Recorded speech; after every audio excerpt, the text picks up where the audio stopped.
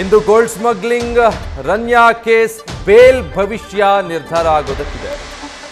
ಆರ್ಥಿಕ ಅಪರಾಧಗಳ ವಿಶೇಷ ಕೋರ್ಟ್ನಿಂದ ಆದೇಶ ಹೊರಬರಬೇಕು ಇವತ್ತು. ವಾದ ಪ್ರತಿವಾದವನ್ನು ಈಗಾಗಲೇ ಕೋರ್ಟ್ ಆಲಿಸಿದೆ. ತೀರ್ಪನ್ನು ಕಾಯ್ದಿರಿಸಲಾಗಿದೆ. ಮಾರ್ಚ್ 12ನೇ ತಾರೀಕು ವಾದ ಪ್ರತಿವಾದ ನಡೆದಿತ್ತು. ನಟಿ ರನ್ಯಾ ಪರವಾಗಿ ವಕೀಲ ಕಿರಣ್ ಜವಳಿ ವಾದ ಮಂಡನೆ ಮಾಡಿದ್ರು. ಇನ್ನು DRIನ ಪರವಾಗಿ ವಕೀಲ ಮಧುರಾವ್ ವಾದ ಮಾಡಿದ್ರು. ಗೋಲ್ಡ್ ಸ್ಮಗ್ಲಿಂಗ್ ರಾಣಿ ರನ್ಯಾ ರಾವ್ಗೆ ಜೈಲಾ ಬೇಲ ಇವತ್ತು ಡಿಸೈಡ್ ಆಗಬಹುದು. ಡೀಟೇಲ್ಸ್ ಕೊಡ್ತಾರೆ ಈ ಬಗ್ಗೆ ಪ್ರಜ್ವಲ್ ಲೈವ್ನಲ್ಲಿ ಜಾಯ್ನ್ ಆಗ್ತಾ ಇದ್ದಾರೆ. ಪ್ರಜ್ವಲ್, ಈಗ ಪರ ವಿರೋಧ ಎರಡು ರೀತಿಯ ಚರ್ಚೆಯನ್ನು ನ್ಯಾಯಾಲಯ ಈಗಾಗಲೇ ಆಲಿಸಿದೆ. ಒಂದು ಮಹಿಳೆ ಅನ್ನೋ ಕಾರಣಕ್ಕೆ ಆರೋಪಿತೆ, ಮತ್ತೊಂದು ಅನಾರೋಗ್ಯದ ಕಾರಣ ಅಥವಾ ಇಲ್ಲಿ ಕಸ್ಟಮ್ಸ್ ಆಕ್ಟ್ಗಳ ಉಲ್ಲಂಘನೆ, ಮತ್ತೆ ಪರ ವಿರೋಧಕ್ಕೂ ಕೂಡ ಏನು ಕಾರಣಗಳು ಅನ್ನೋದನ್ನ ಸ್ಪಷ್ಟವಾಗಿ ಹೇಳಿದ್ದಾರೆ. ಏನಾಗಬಹುದು ಅನ್ಸುತ್ತೆ ಬೇಲ್ ಭವಿಷ್ಯ?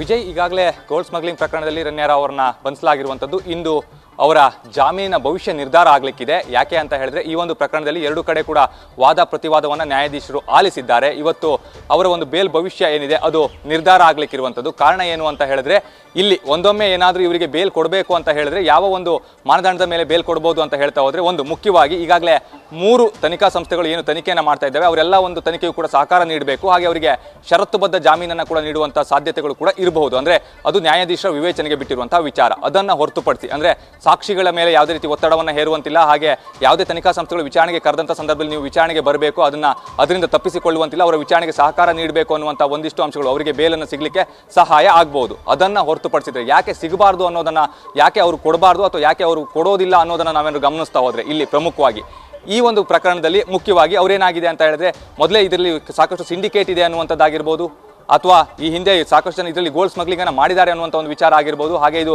ರಾಷ್ಟ್ರೀಯ ಭದ್ರತೆಗೆ ಸಂಬಂಧಪಟ್ಟಂತಹ ವಿಚಾರ ಅನ್ನೋದಾಗಿರ್ಬೋದು. ಇವೆಲ್ಲವನ್ನ ಕೂಡ ಈಗಾಗಲೇ DRI ಪರ ವಕೀಲರು ಕೂಡ ನ್ಯಾಯಾಧೀಶರ ಗಮನಕ್ಕೆ ತಂದಿದ್ದಾರೆ. ಆ ಒಂದು ವಿಚಾರವನ್ನು ಕೂಡ ನ್ಯಾಯಾಧೀಶರು ಪರಿಗಣಿಸ್ತಾರೆ. ಹಾಗಾಗಿ ಇಲ್ಲಿ ಕೊಡದೇ ಇರೋದಕ್ಕೂ ಕೂಡ ಸಾಧ್ಯತೆಗಳಿರುತ್ತೆ. ಯಾಕೆ ಅಂತ ಹೇಳಿದ್ರೆ ಅದು ಅವರ ವಿವೇಚನೆಗೆ ಬಿಟ್ಟಂತಹ ವಿಚಾರ ಆಗಿರುತ್ತೆ. ಒಂದೊಮ್ಮೆ ಬೇಲ್ ಸಿಕ್ಕಲಿಲ್ಲ ಅಂದ್ರೆ ನಟಿ ರನ್ಯಾ ಏನು ಮಾಡಬಹುದು ಅನ್ನೋದನ್ನು ನೋಡ್ತಾ ಹೋದ್ರೆ ಇಲ್ಲಿ ಸೆಷನ್ ಕೋರ್ಟ್ಗೆ ಮತ್ತೆ ಅವರು ಅಪೀಲನ್ನು ಹೋಗ್ಬೋದು. ಆ ಒಂದು ಸಂದರ್ಭದಲ್ಲಿ ವಾದ ಮತ್ತೆ ಪ್ರತಿವಾದ ಆಗುತ್ತೆ. ಅಲ್ಲೂ ಕೂಡ ಯಾವ ರೀತಿಯ ಒಂದು ತೀರ್ಪು ಹೊರಬರುತ್ತೆ ಅನ್ನೋದನ್ನ ಅವರು ಅನಂತರದಲ್ಲಿ ಕಾದು ನೋಡಬೇಕಾಗುತ್ತೆ.